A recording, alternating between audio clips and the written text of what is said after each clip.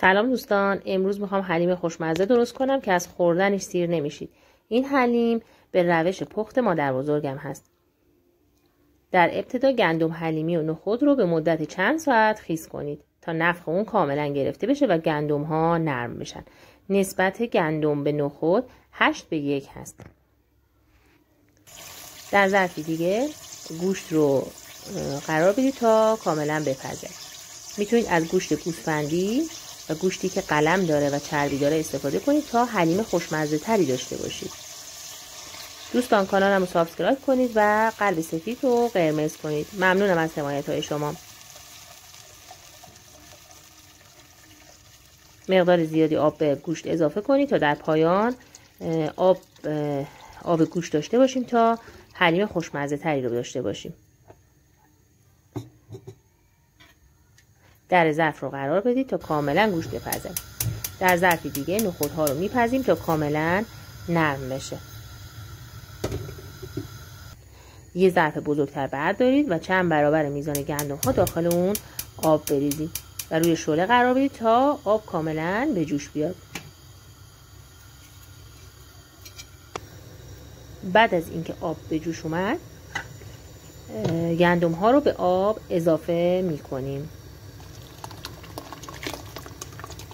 دوستان این حلیم خوشمزه در شهر ما در مراسم مذهبی محرم پخته میشه و نذری داده میشه و فوق العاده خوشمزه هست. بعد اینکه گندم ها رو ریختید در رو بذارید تا گندم ها با آب بجوشه و کف میکنه. بعد از جوشیدن باید کف ها رو از روی آب حتما جمع کنیم.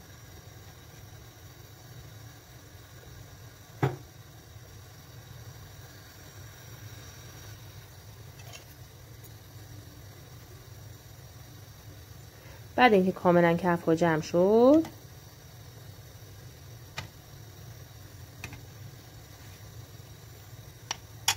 در ظرف رو با همراه دمکنی روی اون قرار بدید. این دمکنی باعث میشه که مواد از قابلمه سرریز نشن و گندم هامون لعاب بندازن.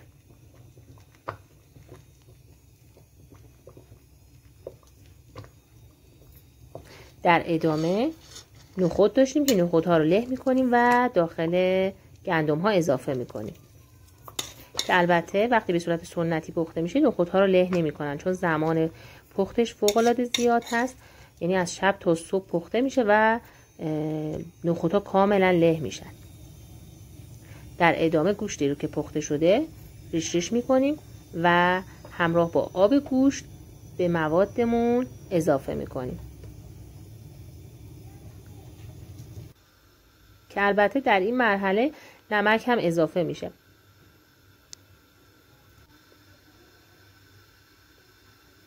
در روش پخت سنتی از چوب‌های بلندی استفاده میشه که دارتی بهش گفته میشه. این دارتی ها شب تا صبح زده میشه و یعنی منظورم هم زده میشه و باعث میشه که اون حلیم ما کاملا کش بیاد.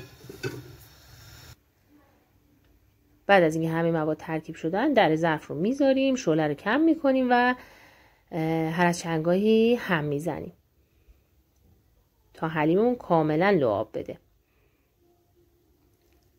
همونطور که میبینید حلیم لعاب داده و آماده هستش.